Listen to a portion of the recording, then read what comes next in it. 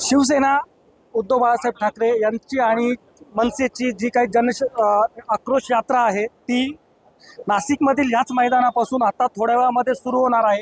या ठिकाणी नाशिक जिल्ह्यातीलच नाही तर संपूर्ण राज्यभरातून अनेक नेते पदाधिकारी या ठिकाणी आलेले आहेत।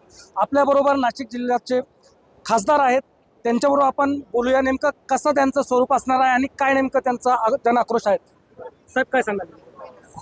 नाशिक शहरात म्हणा किंवा संपूर्ण महाराष्ट्रात जो प्रश्न जे प्रश्न आहेत त्याच्यात खास करून नाशिकमध्ये ड्रग्सचा फैलाव, एकूण व्यसनाधीनता, या सर्व प्रकारावर हनी ट्रॅपचा प्रकरण आहे, या सर्व प्रकरणावर सरकारचं लक्ष वेधण्यासाठी हा मनसे आणि शिवसेना उद्धव बाळासाहेब ठाकरे आमच्या पक्षाच्या वतीने हा मोर्चा आयोजित केलेला आहे। मुंबईहून कोणत्या जे काही मोठे नेते आहेत त्या मोर्चासाठी उपस्थित असणार आहेत? आता कोण कोण येते ते पाहू। अजून तर राऊत साहेब येत आहेत, मानगावकर साहेब येत आहेत असं म्हणतायत, काल म्हटले होते येत आहेत, मला माहीत नाही।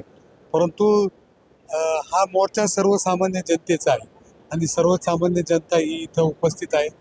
मोर्चाचं उत्साहाचं वातावरण आहे आणि एकूण नाशिक शहराची किंवा जिल्ह्याची जी परिस्थिती आहे त्या परिस्थितीच्या विरोधात एक आक्रोश लोक व्यक्त करीत आहेत आणि म्हणून साहेब जर बघितलं तर नाशिकमधील काही जुने जे नेते होते ते देखील अनेक प्रकरणांमध्ये आपण अडकल्याचं बघितलं आणि नंतर त्यांनी पक्ष बदल देखील केला, तर त्या संदर्भात काय सांगता? नाही, मी त्या संदर्भात मला काही बोलायचं नाही।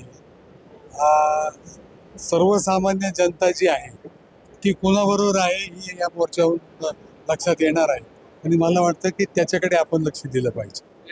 एकंदरीत जर बघितलं तर नाशिक जिल्ह्यातून या मोर्चाला नेमका कसा प्रतिसाद मिळतो आणि पुढचं नेमकं ह्या मोर्चाचं कसं लक्ष असणार आहे हे देखील पाहणं तितकंच महत्त्वाचं असणार आहे।